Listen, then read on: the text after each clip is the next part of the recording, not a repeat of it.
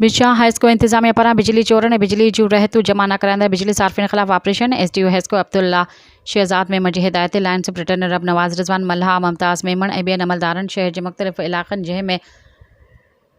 पीर लधो colony, Qureshi मोहल्ला, ज़मज़म हाल, माछी कोरी, कुरैशी मोहल्ला ऐं डायरेक्ट बिजली इस्तेमाल कंदड़ शहरियुनि जूं तारूं ऐं बोगस लॻल मीटर लाहींदे पंहिंजे तहवील में खणंदे हेस्को ऑफिस में जमा करे छॾी वई, जॾहिं त हेस्को अमलदारनि पारां डायरेक्ट लॻल तारूं लाहिण ऐं पाण सां गॾु खणी वञण ते तारुनि जे मालिक शहरियुनि पारां ज़बरदस्ती तारूं वापसि करण तां ॾंद चक पिणु थिया। जत हेस्को अमलदारनि डायरेक्ट बिजली इस्तेमाल में ईंदड़ लाथल तार मां कंहिं बि हिकु तार में वापसि न कंदे साणुसि बदतमीज़ी कंदड़ बिजली चोरनि ख़िलाफ़ वापडा एक्ट तहत कार्रवाई लाइ आला इख़्तियारनि खे रिपोर्ट माणी छॾी आहे। अहिड़े अमल बाद SDO हेस्को अब्दुल्ला शहज़ाद मेमण आयल एस रब नवाज़ रिज़वान मल्हा सां गॾु मक़ामी साफ़ियुनि सां ॻाल्हाईंदे चयो त कंहिं बि बिजली चोर खे न बख़्शियो वेंदो ऐं बिजली जूं बक़ायाऊं जमा न कराईंदड़ सार्फिन जूं पिणु कनेक्शन्स काटियूं वेंदियूं। सब्सक्राइब कयो अवामी न्यूज़ HD खे ऐं ताज़ा तरीन ख़बरुनि लाइ ॾिसंदा रहो अवामी न्यूज़ HD।